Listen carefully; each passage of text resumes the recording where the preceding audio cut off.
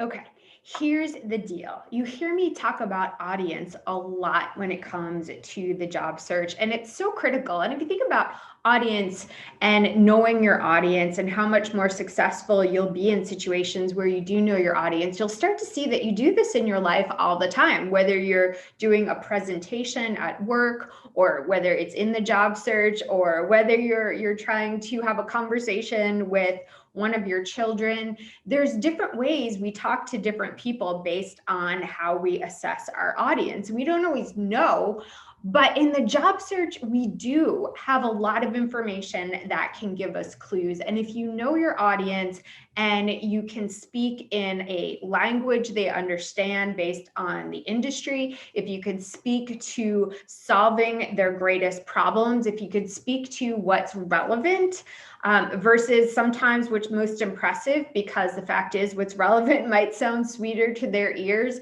than something that is more impressive to you personally, then you're going to be a lot more successful. I mean, think about how if you're trying to explain something to a young child, you would certainly choose your words, you would choose what to put in the forefront. Maybe you'd give them some analogies that relate to their experience to understand. So it's not that different, especially if you're a switcher. When you think about your audience, first and foremost, we have a lot of research that we can find online. Social media is a great place to learn about our audience, learn about what's important to them, learn about what their company is doing and what might be of value or most prioritized in their list of things to do.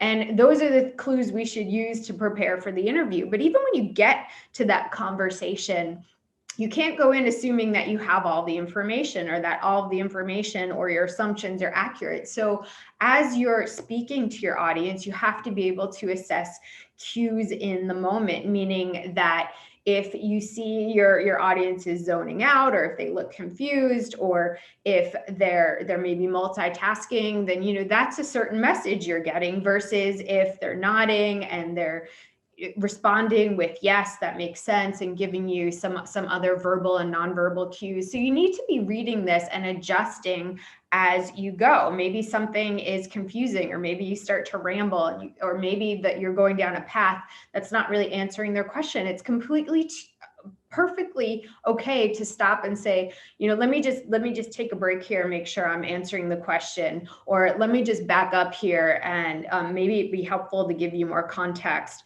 Those types of things really help you connect with someone, because you're not just sitting there presenting, but you're actually assessing what's happening in the room, or nowadays on Zoom, and you're reacting to that. And that's what really builds a relationship and that's what really helps you have a good conversation, is when you're not thinking 10 steps ahead about what you want to say, but you're in there in the room reacting to what's happening in the moment. And you'll tend to do much better in an interview if you're paying attention to your interviewer's body language and visible cues and adjusting as you go. So the goal of this video is really to get you to think about your audience, which you do a lot during the day. I mean, think about the people you interact with during the day. You're doing it maybe unconsciously, but I want you for the job search to do it very consciously, to really think about, and this isn't just for an interview, but it's also for your network.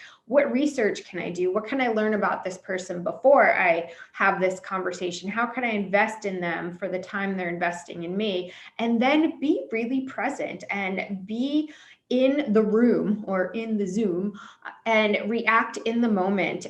Be human is essentially what we're trying to do here. The interview is less of a performance and more of an opportunity to connect. When you've gotten this far, chances are you have the basic skills, and now it's about who are you as a person? How do we interact?